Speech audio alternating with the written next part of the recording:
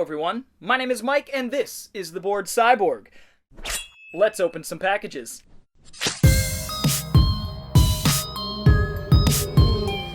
Welcome back to yet another episode. Today I am joined with my trusty pinkish purple polka dot knife, and we're going to open some Mailbag movies. What do you say we jump right in? I've gotten about 5 packages over the last month or so. I've been doing a lot of upgrading lately, selling off my copies of DVDs and upgrading to the Blu-rays.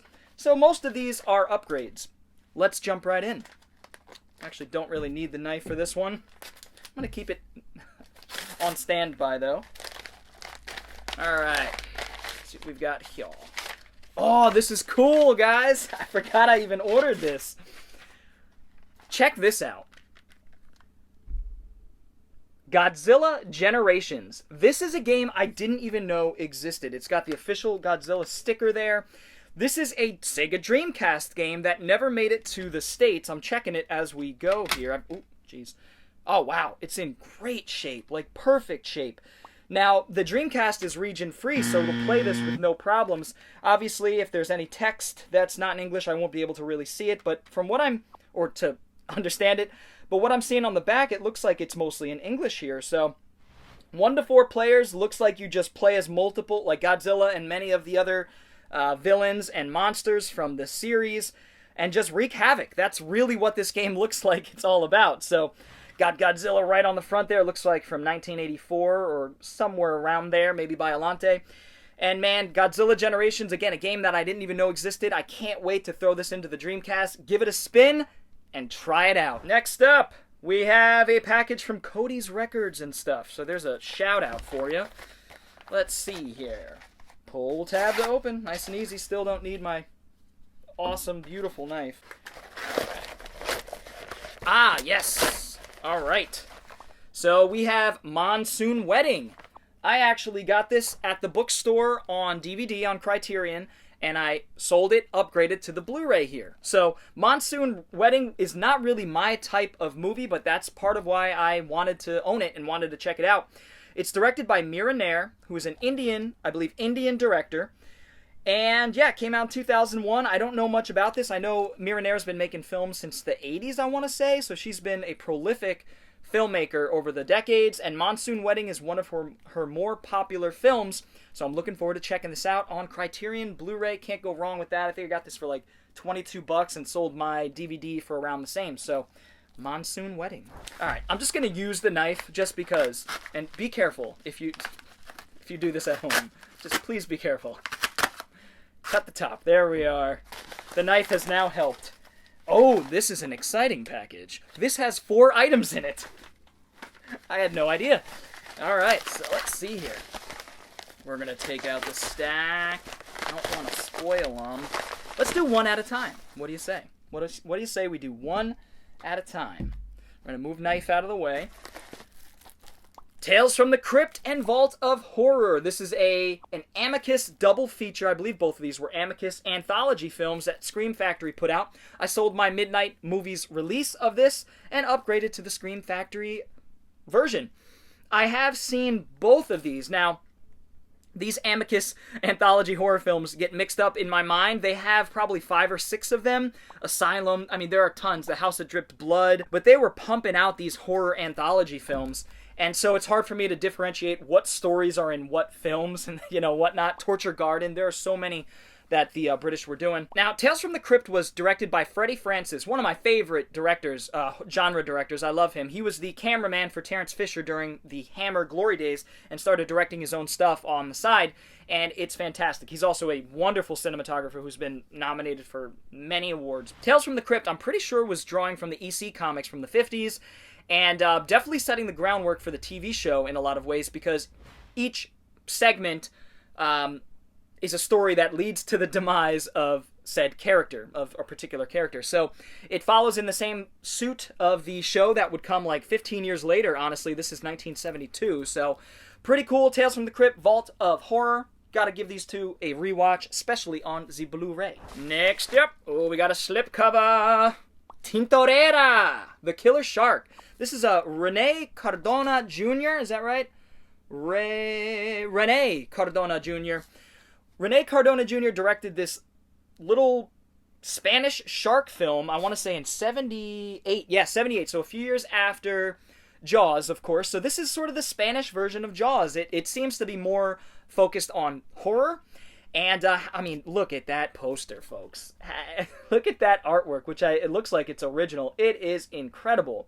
Apparently based on a book by Ramon Bravo. And yeah, this is just fantastic. It says Kino Lorber, which is interesting, but it says MGM on the back. But it is a Kino release, yeah, it's a Kino release. But yeah, very cool. Haven't seen this. I sold off my DVD for, believe it or not, $40 and got this for around $20. So I probably made around $10, $12 profit after all the fees and shipping. That's how we do it. And I originally got that Tintorera DVD for around $4. So I am up on this transaction. Tintorera, looking forward to checking this movie out. Tintorera. Next up, The Sentinel. The Sentinel is a really weird, interesting movie that takes place over a gate of hell in New York City. It's like a tenement that happens to have been built on a gate of hell. And a lot of weird things are happening in this building. A lot of odd neighbors and tenants. This one came out in 1977 and was obviously influenced by Rosemary's Baby somewhat, but it definitely takes on its own form as the film goes along. Now, this film is almost famous for its incredible cast. I mean, I'm just going to name the ones that are on the back here. Chris Sarandon is one of the leads. Christina Rains, Martin Balsam, John Carradine, Jose Ferrer, like a bunch of legends. Ava Gardner, another legend. Arthur Kennedy, just goes on and on. Burgess frickin' Meredith. Sylvia Miles, Deborah Raffin, and Eli Wallach. Now, I could also say I'm almost positive that a young Christopher Walken and a young Tom Berenger were in this movie. So basically any up-and-coming actors or established actors in New York City at the time that this was made it their way into the film, which is amazing. It's an ensemble cast with a lot of up-and-comers and a lot of OG veterans. It's great. Watch The Sentinel, if not for the cast alone, but it is a really creepy, good story with some great sequences. I can't recommend it enough. And it is directed by Michael Winner. Either way, that is The Sentinel. Glad to finally own this on Blu-ray. Same thing. I sold off my DVD, upgraded to the Blu-ray. I think I made about the same that I spent on the Blu-ray. So that's how we do. Last out of this package here. Not the last overall. We have 2 more packages, actually. So this is a pretty nice sized mailbag here. Oh, yeah. I very seldom buy new films. You guys know that. This was on sale for $10, and I had to snag it. It was one of my favorite films of 2020. And it's one of those that I don't really see rolling into the bookstore or many thrift shops because it's an independent film that not many people talked about last year. That is 12-Hour Shift. Angela Bettis is fantastic in this. It is it's gory, it's bizarre, it's absurd, it's over the top. This movie plays out like a comedy of errors with Angela Bettis as the centerpiece here, and she just gets in way over her head. She's not a stupid woman, she's a smart woman, but she's surrounded by a bunch of incompetent people, or at least one incompetent person that's digging her deeper and deeper into her ditch. She's essentially running some sort of, her and a couple co-workers are running an organ harvesting ring out of this hospital, and they're dealing with gangsters and stuff like that, so things just get out of control when her sister-in-law or her cousin, I think it is, gets involved, and things just get more and more insane as it goes on. Like I said, it's a comedy of errors, it's fantastic, it's gory. Seeing Angela Bettis with blood all over her face is something that I've been yearning to see for a while now, so Angela Bettis is back, and she killed it in this role. I absolutely loved it. She's in one of my favorite movies, May. So that is 12-Hour Shift, guys. I talked about it in my top 20 from 2020 video, but that is 12-Hour Shift. Loved it. Glad to own this on Blu-ray. This one I could see going out of print relatively quickly. So, 12-Hour Shift. All right. Next up, we've got a pull tab to open. Oh, this one's like, it's like disintegrating like the wood, so it's making me like, not the wood, the cardboard. Anywho, what do we got here? We got a little letter. No, we just got our, I don't even want to look at what it is. Over there. And, let us see. Oh, yeah, baby. Yeah, baby. This is Burst City. Now, it's in a nice little, like, plastic sort of... I guess I'll keep it in there. It's pretty nice. I've not seen Arrow really do this, but either way, sorry, caught up in the packaging. Sogo Ishii's cyberpunk... It's more of a punk film than it is cyber, but it really set the groundwork for what would become the Japanese cyberpunk movement. There were a couple films, a film that he did before this, I believe. Forgive me, I did a whole video on the history of Japanese cyberpunk in cinema, so feel free to check that out. It's a long one, it's very dense with information, but I talk about all of the big milestone films in the Japanese cyberpunk movement. Burst City was one of the biggest, if not the biggest. So you have your industrial areas, you have your violence, you have your punk music, just a lot of metal and music. A lot of actual metal, not metal music. Metal, industrial areas, and music.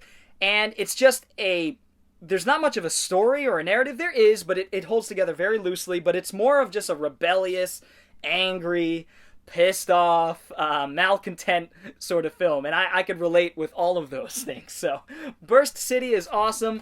I'm tempted, did I buy this used, or is this weird? I thought I bought this new, but I guess it came used. That's fine, maybe I bought it used, I'm not sure. It's in like perfect shape, so I'm not complaining.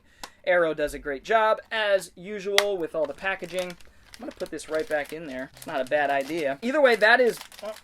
Get it. Ah! Good heaven. It's like the stickiness, you know? Probably a better way to do that if I thought about it for a second. Alright! Burst City. Burst City, also a lot like Mad Max. You know, everybody was inspired by everyone else around that time. So Mad Max was 79.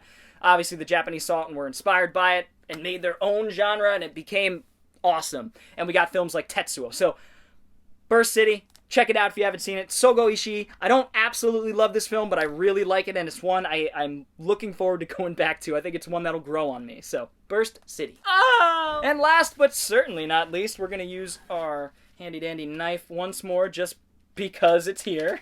Don't need to, but... This is me being careful. Didn't even do anything. Alright, there we are. Rip that bad boy open. What do we got? Another invoice. Woohoo!